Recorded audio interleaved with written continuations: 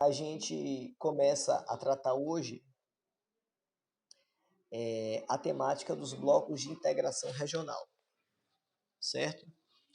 Então, esses blocos de integração regional, o Rafael, peraí que eu verifico com calma, ele coloca, ele expõe isso, viu? Eu vou verificar exatamente a data da ACA e coloco no mural, ou coloco para vocês. Já eu não tenho isso com precisão exata da data, mas provavelmente deve ser no calendário acadêmico. Qual é a semana de referência para a ACA? Qual é a semana que está todo mundo fazendo as marcações?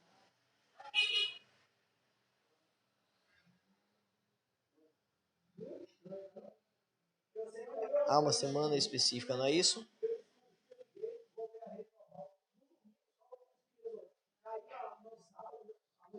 Deixa eu verificar aqui. Pera aí.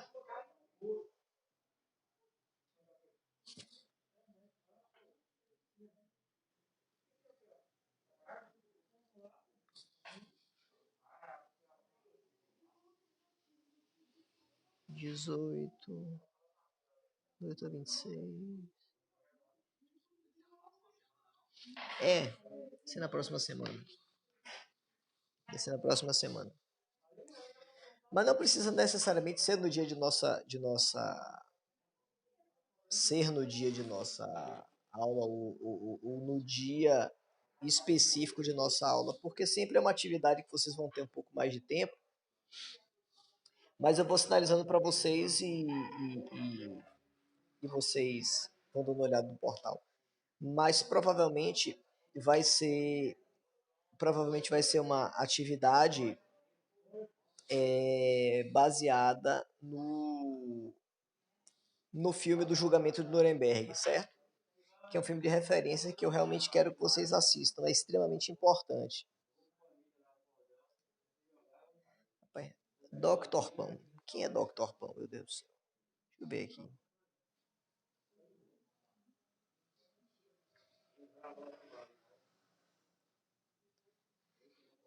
Só por curiosidade, quem é Dr. Pão? Bicho, saiu. O pessoal vai ficar sem pão hoje.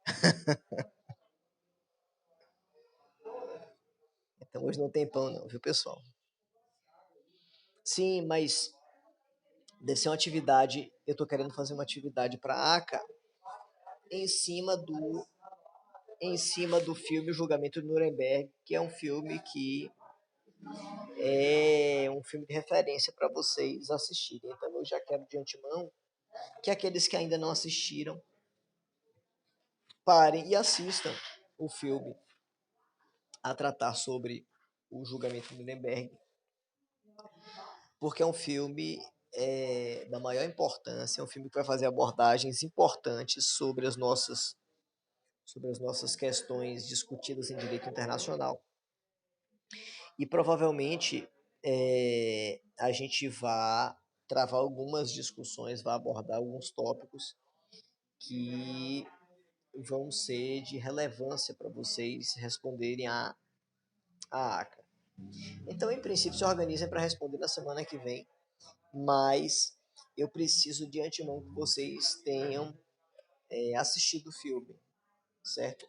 É um filme um pouco comprido, mas é um filme importantíssimo para a formação de vocês. Então, eu faço questão que vocês assistam, até porque é uma atividade que tem tudo a ver, desculpe, até porque é uma abordagem que tem tudo a ver com as temáticas que a gente está discutindo, principalmente agora, na nossa, nas nossas abordagens de direito internacional.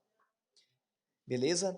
Só para a gente fazer um breve apanhado geral, nós tratávamos na nossa aula passada sobre as características pertinentes às relações diplomáticas e às relações consulares, certo? E um dos pontos que a gente viu é que as relações de representação diplomática, de uma forma geral, vão representar as ferramentas, os meios que se tem para manter relações de diálogos no âmbito internacional.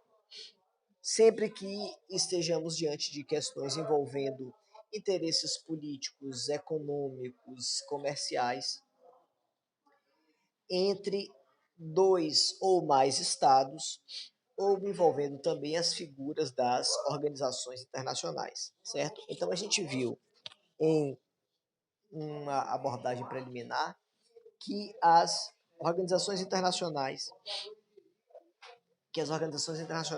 assim como os estados, têm condição de manter representantes diplomáticos e que essa diplomacia vai ocorrer de maneira tal que aquelas pessoas que possuem legitimidade para representar um Estado perante o outro vão contar com uma série de prerrogativas, com uma série de benefícios, com uma série de possibilidades de atuar com um nível maior de liberdade em razão da função que eles exercem, certo?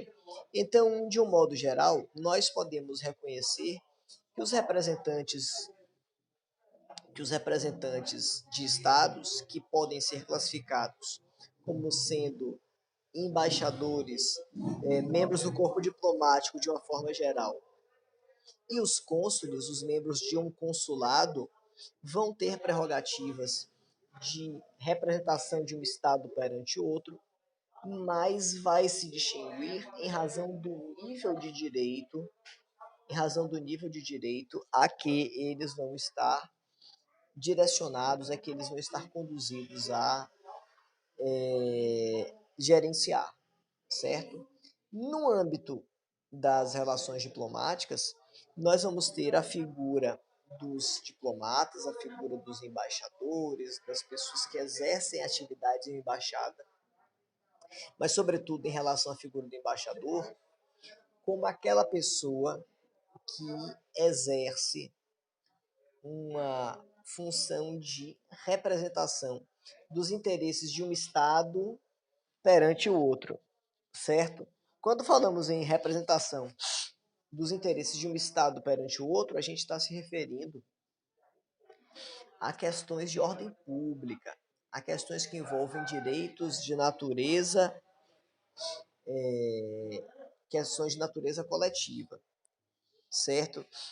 Então, todas as vezes que nós nos referimos à figura das embaixadas, a gente está falando sobre a existência de um direito que é de interesse geral de toda a coletividade daquele Estado. Enquanto que a figura do cônsul vai representar preponderantemente os interesses dos cidadãos de determinado Estado perante o outro, certo? Então a gente vai ter, a título de exemplo, nas questões envolvendo o consulado, a análise, de interesses envolvendo os cidadãos e, portanto, de interesses de característica preponderantemente privada, certo? Então, quando a gente fala em representação consular, nós estamos nos referindo a instrumentos conferidos ao Estado para promover uma representação no tocante aos interesses dos particulares, daquelas pessoas que são cidadãos de um Estado e que têm interesses privados particulares a serem conduzidos, e esses interesses vão ser conduzidos através destes cônsules. A gente citou o exemplo da questão do matrimônio, uma pessoa que se casa em um estado estrangeiro e que precisa de apoio para que seja feito o reconhecimento do seu casamento naquele país. Essa pessoa vai procurar um consulado ou uma unidade consular. Por quê? Porque a natureza do interesse a natureza do interesse que está sendo apresentado é nitidamente privada. A natureza do interesse é privada. Já nos aspectos pertinentes à figura dos embaixadores ou do corpo diplomático de uma forma geral, nós teremos caracterizado um conjunto de interesses de natureza pública e, portanto, o embaixador, os representantes do corpo diplomático vão ter prerrogativas muito mais contundentes, prerrogativas muito maiores, certo? A gente cita o exemplo da possibilidade dada aos embaixadores, por exemplo, de firmarem tratados internacionais. O embaixador pode firmar tratado internacional? Pode. Por quê? Porque a natureza do tratado, tem características específicas de interesse geral, de interesse coletivo. E, portanto, somente figuras que recebem uma delegação dessa natureza por parte do chefe de Estado ou do chefe de governo detêm tais prerrogativas. O cônsul não, ele vai tratar de interesses preponderantemente privados, preponderantemente particulares, certo? E aí a gente fez um pequeno quadro comparativo em relação às possibilidades que tem um corpo diplomático e um corpo consular de serem protegidos no âmbito das relações de direito no estado em que eles servem, no chamado estado acreditado. Rememorando, o estado acreditante é o estado que envia o representante diplomático ou consular. O estado acreditado é o estado que os recebe, certo? Então, no estado acreditado, no estado que os recebe, nós temos algumas limitações no que se refere à possibilidade desse sujeito que representa um Estado estrangeiro ser julgado ou sequer ser processado do ponto de vista civil, criminal ou mesmo administrativo, certo? Então essa pessoa ela vai ter uma série de limitações ou haverá uma série de limitações em relação à possibilidade ou não de se promover o processamento ou mesmo um julgamento em relação a esse indivíduo por conta do cargo que ele ocupa. Então nós temos em primeiro lugar os aspectos referentes à figura do embaixador e do corpo diplomático de uma forma geral, em que nós vamos ter uma imunidade, e aí a gente vai chamar isso de imunidade. As imunidades diplomática e consular serão efetivamente os aspectos de proteção reconhecidos para as atividades desempenhadas pelo embaixador e pelo cônsul, que farão com que seja vedada, que seja limitada a possibilidade de esse sujeito ser objeto de um processo civil, criminal ou administrativo. Essa limitação ela vai em relação aos diplomatas se estender também aos membros do corpo técnico ou administrativo, que são, na verdade, aqueles profissionais do primeiro escalão, aqueles que vão exercer atividades fins, atividades diretamente ligadas à representação diplomática. E nós vamos ter também a extensão dessas prerrogativas tocando aos parentes do sujeito que estão cadastrados, que estão registrados como seus dependentes. Então, nós temos, no âmbito de uma unidade diplomática, essa proteção dada a quais sujeitos? Ao diplomata, aos membros do corpo, aos membros do corpo técnico ou administrativo, que são aqueles que desempenham atividades fins, e nós vamos ter, além desses, aqueles que estão vinculados na condição de dependentes dessas pessoas. Estes sujeitos esses sujeitos também vão estar imunes, em relação a qualquer manifestação que possa trazer repercussão de natureza civil, criminal ou administrativa, certo?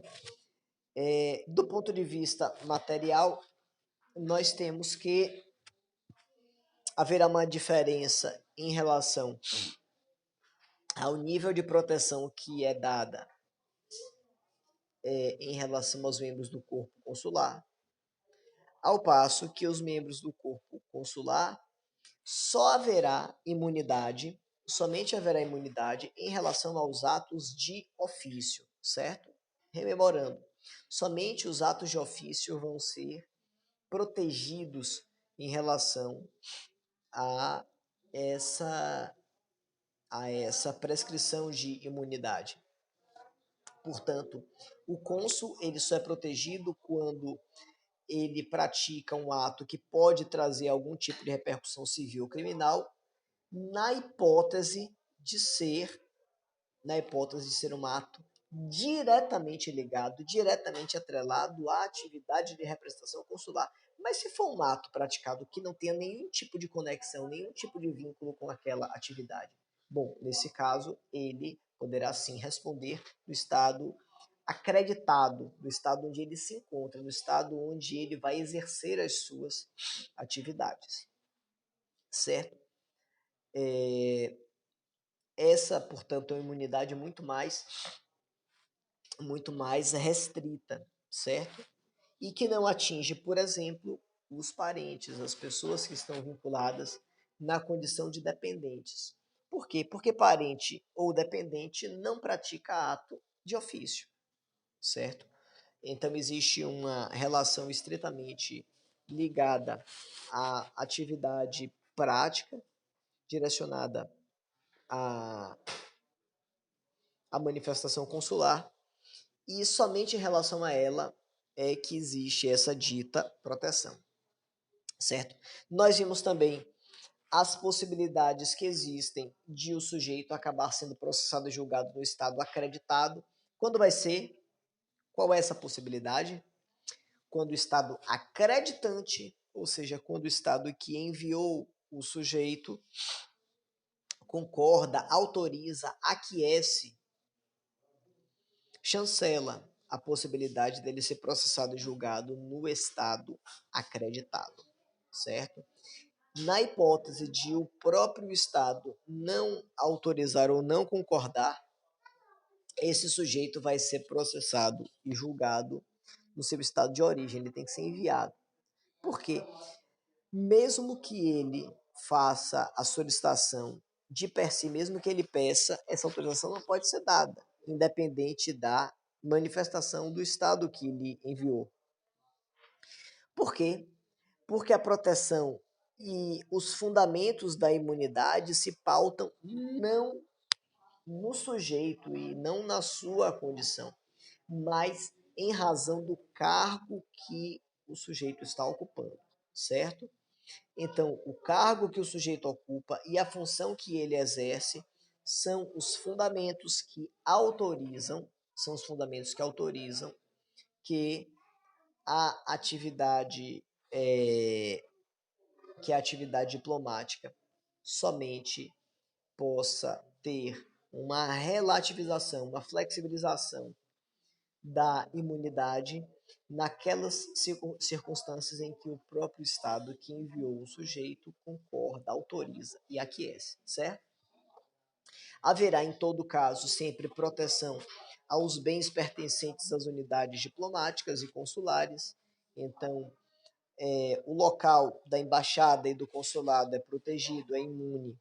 Os veículos oficiais, a residência funcional do embaixador e do cônsul, certo? Haverá uma série de prerrogativas e de benefícios em relação a estes sujeitos em razão da relevância da atividade que estes desempenham. Beleza? Então esse é um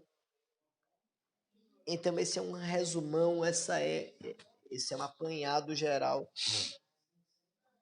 dos aspectos que a gente abordou sobre as imunidades diplomática e consular. Na verdade, de atividade de representação diplomática e consular, que vão trazer uma série de características e peculiaridades, mas que no final das contas trazem para a gente a ideia de que toda e qualquer toda e qualquer manifestação de ordem diplomática ou de ordem consular vai implicar em um Estado concordar com a presença daqueles estrangeiros que representam os interesses de outro Estado estrangeiro.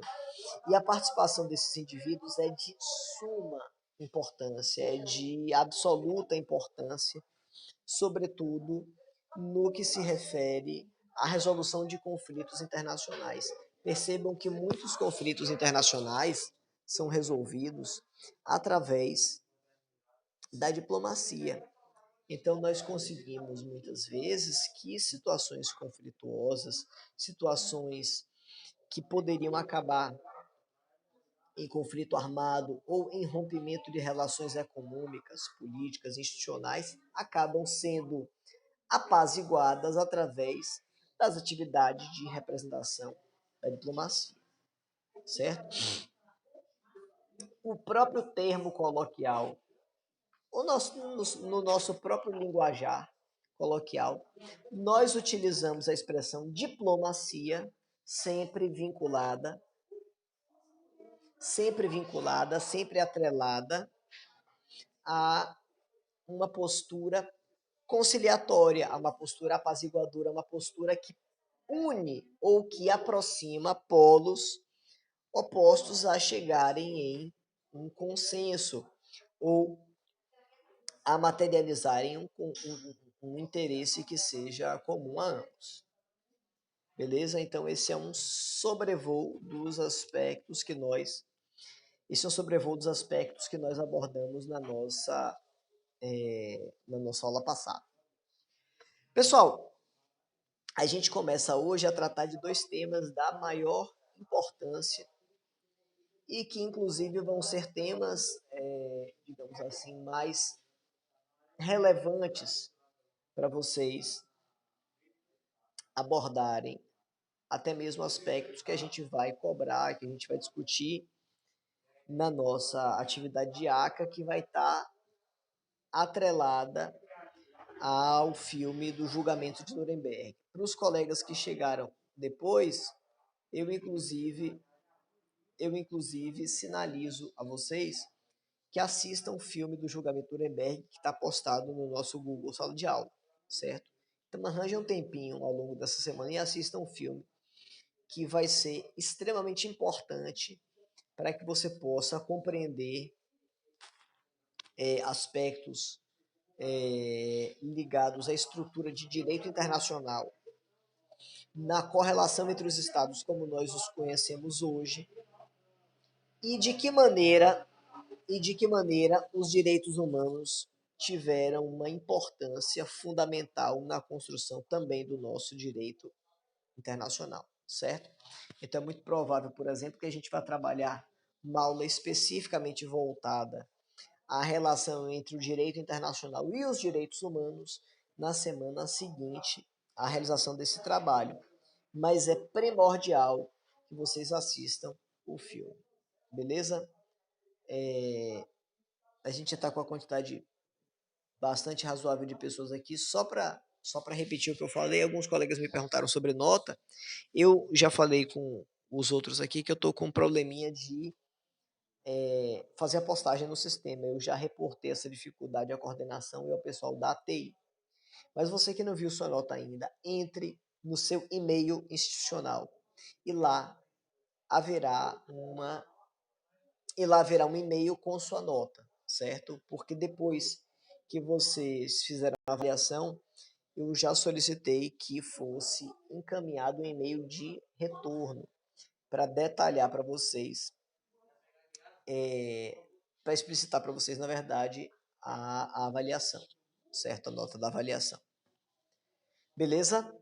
Pessoal, então a gente começa a tratar hoje dois temas super importantes, que vão ser os temas da globalização e dos blocos de integração regional, certo?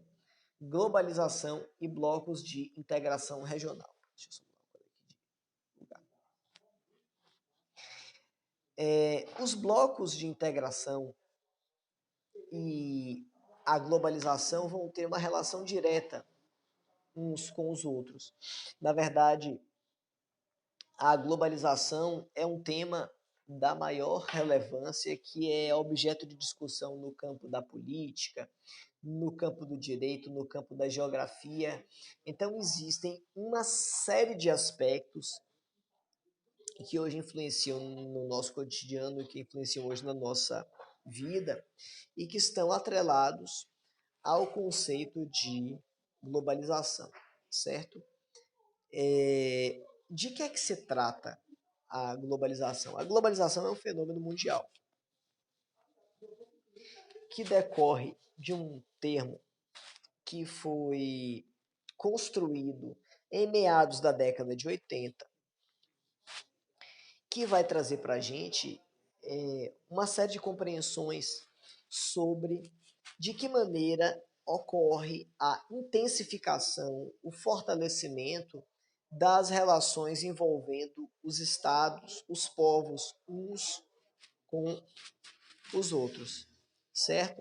Então, quando nós nos referimos à globalização, a gente se refere, na verdade, a gente se reporta, na verdade, a um fenômeno de agregação, de vinculação, de atrelamento de aspectos econômicos, sociais, políticos, culturais dos diversos povos e das diversas nações do mundo, de maneira tal que haja uma intercomunicação e, logicamente, uma influência, certo?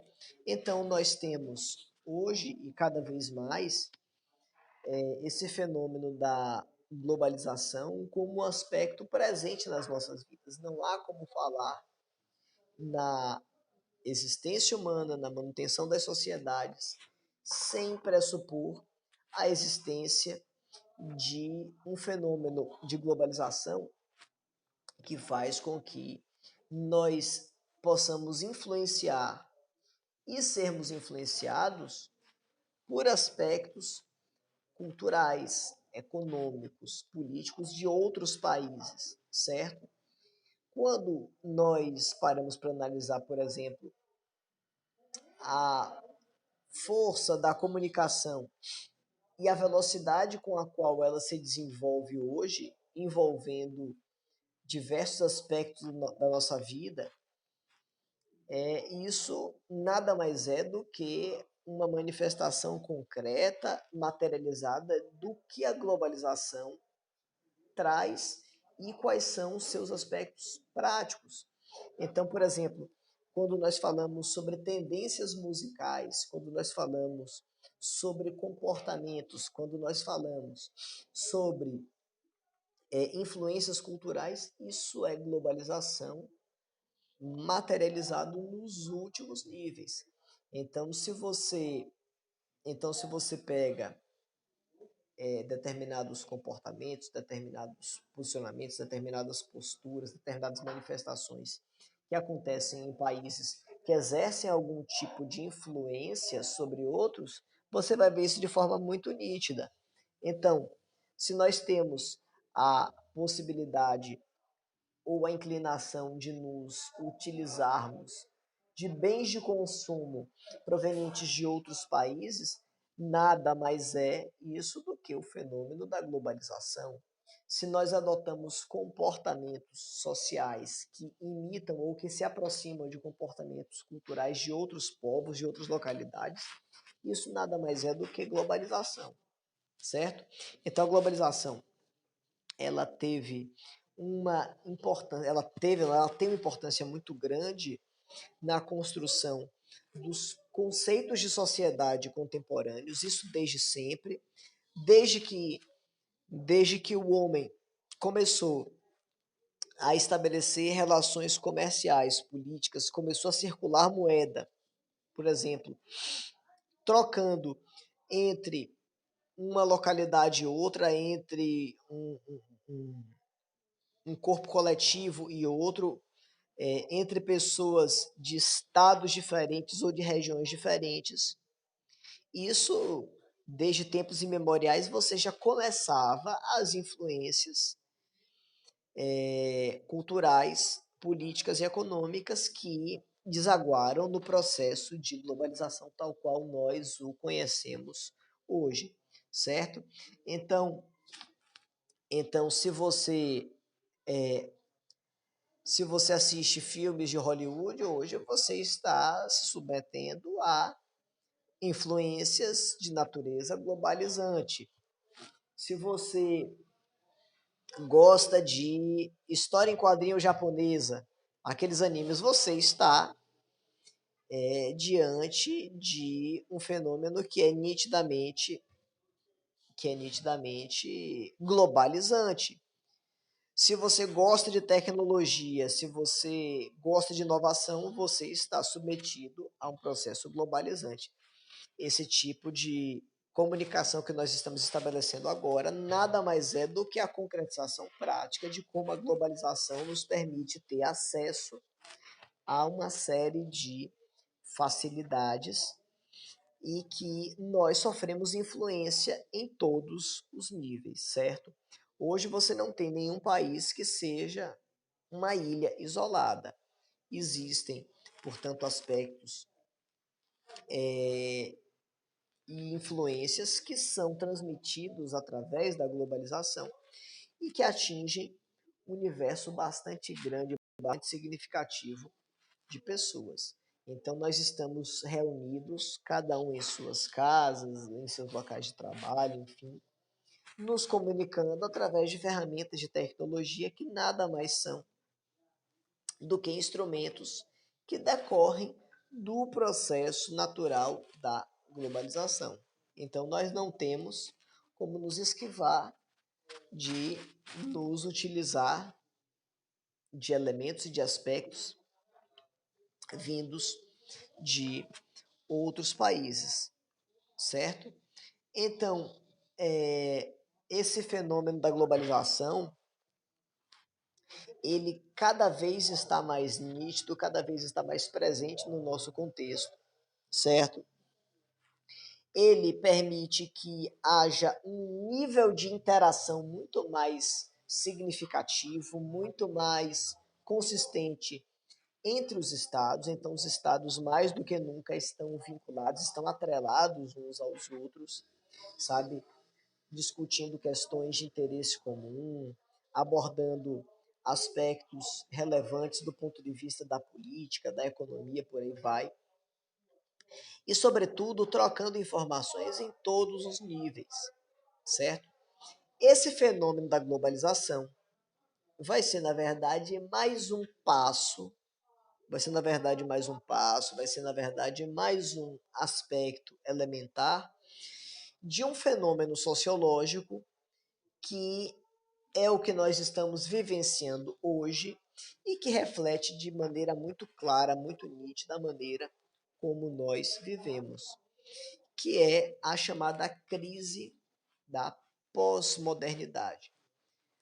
Houve, no período sociológico, o período da modernidade, que entrou em crise porque as promessas da modernidade, ligadas à segurança, ligadas à provisão, ligadas à concretização de valores humanos, essas promessas da modernidade não foram cumpridas, certo? Nós iniciamos a partir de então um processo de inserção cada vez mais profunda num contexto de pós-modernidade, certo? E o que é que essa pós-modernidade traz para a gente? Ela traz para o nosso contexto uma série de mudanças paradigmáticas e, sobretudo, uma série de mudanças comportamentais. Então, o que é que eu estou lhe dizendo? Que o fenômeno da globalização é um dos nuances, é um dos aspectos da pós-modernidade que nós vivemos. certo?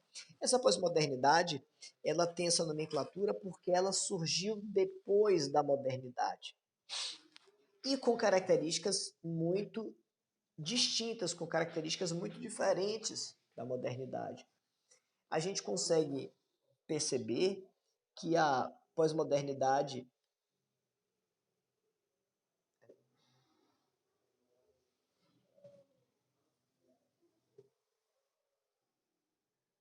Ô, Paula, não aparece no portal, eu já dei essa explicação algumas vezes aqui. É porque eu estou com um problema no TI. Mas certamente você recebeu um e-mail no seu e-mail institucional falando sobre sua nota, certo? O pessoal da coordenação já entrou em contato comigo em relação a isso, falando especificamente de você. E você vai precisar fazer a PPA sim, certo? Tudo que for referente à nossa disciplina, à nossa matéria, verifiquem o Google Classroom e o e-mail institucional de vocês. Sua nota com certeza vai estar no e-mail institucional desde o dia seguinte da prova que vocês fizeram. Beleza? É, então a gente tem algumas características pertinentes